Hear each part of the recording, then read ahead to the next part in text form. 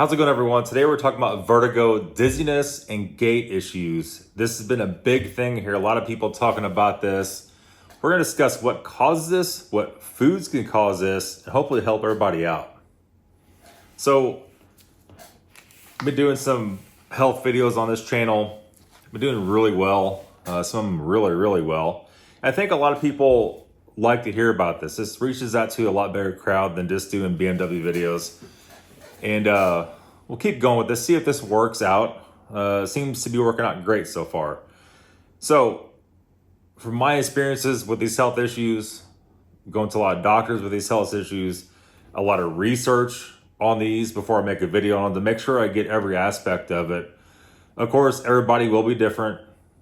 Some people have wild opinions. Some of these wild opinions come from the medical field, believe it or not.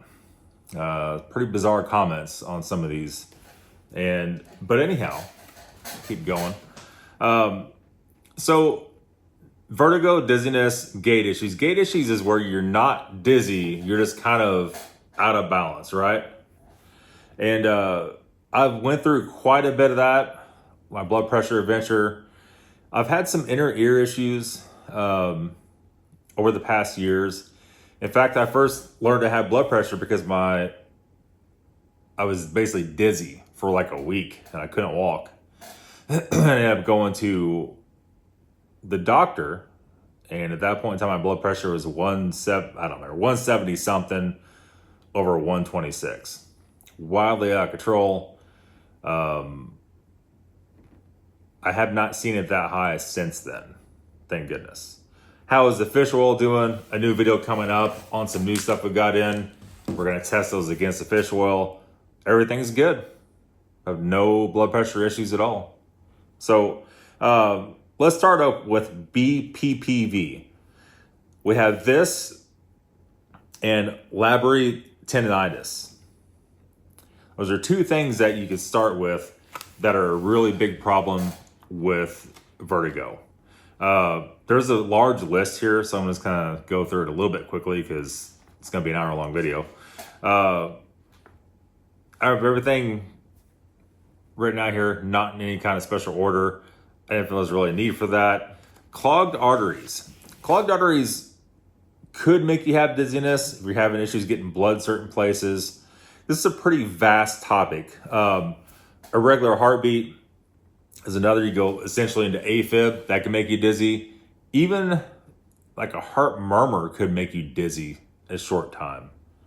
You know, there's a lot going on there. Also, those same issues can also make you pass out. Probably know somebody that had that and passed out. Dehydrated is another big thing. I guess that you have to be pretty extremely dehydrated to be dizzy. I've been dehydrated. Usually you just don't feel good. Stomach hurts and just feel weird. But I guess if you let it go to a certain extent, dizziness is a thing. Stroke. Now don't, look, just because I said stroke, if you're sitting at home and you're dizzy right now, don't think you're having a stroke. Jesus Christ, right? All right. These are all possibilities. Don't think you have all this stuff, because chances are you probably don't. You could, but you probably don't. People in the comments freaking out on me. Traumatic brain injury. If you get hit in the head, bleeding on the brain, you have an aneurysm. I mean, all of that could make you dizzy, right? And kind of the more extreme version of it. Multiple sclerosis. Always have trouble saying that word. Hey, I'm just human. Apparently, that's a common side effect with that too. There again, don't be sitting at home right now watching this video thinking you have that. All right? You probably don't. Anxiety. A lot of people say anxiety could actually make you dizzy. You have to be a pretty damn extreme case of it. I would think more the anxiety medicine, if you're taking that, can make you dizzy. If you're off or on that, or too strong or too light a dose, I would think that'd be more of a situation with that. A brain tumor, pushing on parts of your brain, knocking your balance off, or your gait off. Mentor's disease. There's several different diseases that are common for knocking your vertigo off or your gait. Blood sugar high or medicine. diabetes medicine, right? Your blood sugar is wildly high. Obviously, it's going to make you dizzy and make you feel like, actually, if it's low, it makes you feel worse. If it's really high, it just makes you feel dizzy, right? From what I hear, I don't have that problem. I know people that have that are very close to me, and that's what they said the most common thing is, right? Let me see here. Inner ear imbalance. I think that's kind of what I had going on there for a while. And there's actually moves you could do to combat that, and epilepsy maneuver. And I did that. I had a little bit of dizziness. I don't remember. It's probably been, I'm still on ibisartan. And ibisartan starting to make me dizzy. After taking it for years, this one day I just started getting dizzy. And had some other issues, weird, bizarre stuff. And I did the epilepsy, and I did it first at the doctor's office. It made no difference. And I did it here in a different way, and it did help a little bit. Ultimately, I got off ibisartan, the blood pressure medicine, and that all went away completely. I've not had any of that since I got off of that. So you just never know, right? Food could also cause that. And wheat, especially if you have autoimmune disease, can really cause a lot of vertigo issues. And obviously ear infections. I'm sure everybody who's been a kid or even an adult had an ear infection and got out of balance and got everything kind of screwed up. That affects your inner ear fluid. Believe it or not, caffeine, if I drink too much caffeine and not enough food, it makes me really alert and you kind of start getting dizzy. The fix for that on the caffeine is go eat something.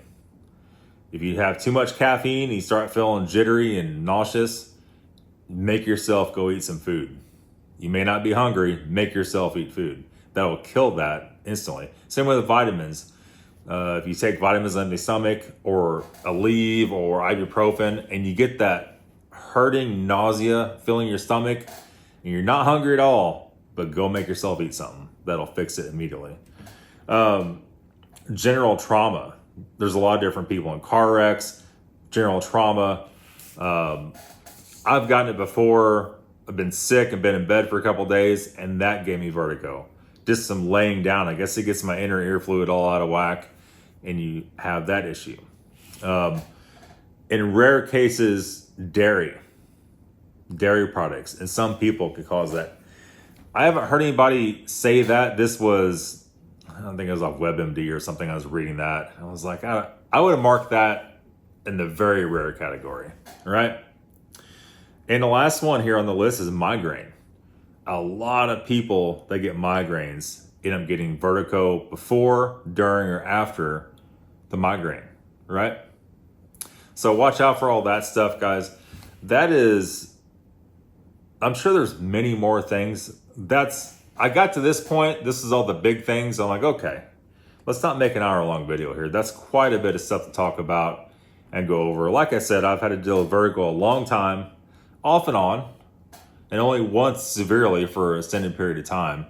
And I tell you what, I hope no one on here has to deal with that. That is the worst thing. The only thing worse than that's probably a toothache. Those two things are the worst thing that could possibly happen to you as far as just random things happening to you. Because vertigo is no joke at all. I wouldn't wish that on anybody. Spent days when I first had that, holding on to the sheets of my bed, trying not to do anything. What helped me a lot this last time I had a brush-in with that, and I had a lot of gait problems too on those medications. And I found myself walking with one eye open and one eye closed because it would kind of steady me. And if you have any of those issues at all, even a little bit of gait off balance, don't put yourself in a position you have to get on a roof, you have to get up on anything high where you could fall. Be very cautious of that. You will definitely fall and get hurt quickly. I remember having to walk in the grocery store and with one eye open and one eye closed to try to steady myself to go in there. Like I said, after I got off the blood pressure meds, zero of that has happened since. That happened to me. The gait problem happened to me with pretty much every blood pressure med I've been on. You're just a little bit off, just like we don't want to go on the roof, right? You walk normally fine most of the time. You're not going to go on a balance beam or anything. But now I'm good, right? But anyhow, that's going to be it, guys. Thank you for watching today's video. Thank you all so much for watching the videos. Give this video a like, subscribe. That's the biggest thing, is get enough people subscribe that actually want to see these type of videos. And that way, when I post, people actually get to watch it. The YouTube algorithm, it's anybody's guess, right? Thanks for watching, guys. Have a good day.